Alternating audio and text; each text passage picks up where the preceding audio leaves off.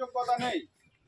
আর তুমি যদি সূচি হও, মানে সূচি দাস, ঠিক কেওলা দাস যদি তুমি হও, তাহলে তুমি তোমার পেটে কিছু থাক আর না থাক, পায়ে জুতো থাক আর না থাক, তোমার পায়ের ধুলো তখন সব জায়গায় গ্রহণযোগ্য।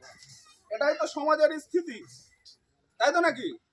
এই যে আমি আজকে শুনছিলাম এই অঞ্চলের আশেপাশে আমাদের দাসেদেরকে বিভিন্ন মন্দিরে উঠতে দেওয়া হয় না, সমস্ত বাড়িতে, অন্য লোকের বাড়িতে ঠিকঠাক জায়গায় ঢুকতে দেওয়া হয় না। খাওয়া খাওয়া ওই বাড়িতে বসে নিমন্ত্রণ করে খাওয়া তো দূরের কথা, অনুষ্ঠান বাড়িতে গেলে অনেক সময় দেখা গেল পাতা টাতা ফেলে দিয়ে আসার ব্যবস্থা করতে হয়, তাই না? তো আমাদের জাতিকে সবাই ঘৃণা করে, ছোট করে থাকে, তাহলে আমাদের কি আছে? আমাদের জাতির গর্ব করার মতো কিছু কি আছে? কিছু নেই আমাদের, যার জন্য আমরা মাথা তুলে বলতে পারি না।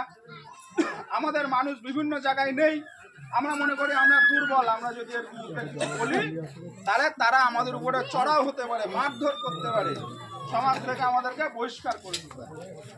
কিন্তু যদি আমরা এই জিনিসটা একবার জানি যে আমাদের নিজস্ব ইতিহাস কালচার আছে, তাহলে মনের মধ্যে সাহস আস্তে আস্তে বেরিয়ে আসবে। এই যে মুরগি চামার শব্দ থেকে পালাচ্ছি আমরা, শুনতে ভালো লাগে না, কারণ এই শব্দ শুনে যখন ঘৃণা শিকার হই আমরা ভাবি এই শব্দ থেকে পালাই।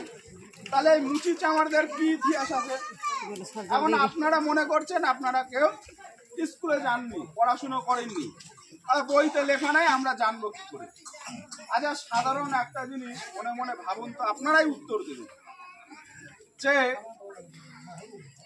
আমরা আজ থেকে মনে করুন 30,000 বছর আগে যখন এই জামা কাপড় এইসব পোশাক টোশাক আবিষ্কার হয়নি, সুতো আবিষ্কার হয়নি, তখন মানুষ কি পরতো? সাধারণ বুদ্ধি, আপনাদের স্কুলে যাওয়ার দরকার নেই, মানুষ কি পরতো? জামা কাপড় তো ছিল না, তাহলে এক পরতে হবে গাছের পাতা দিয়ে, আর না হলে কোনো গাছের ছাল দিয়ে, এইসব দিয়ে তো সেই বনে মাদারা দেখেনি টিভিতে পাতা ঝুলিয়ে দিয়ে ঘুরে বেড়াচ্ছে, এইরকম ছাড়া উপায় ছিল না।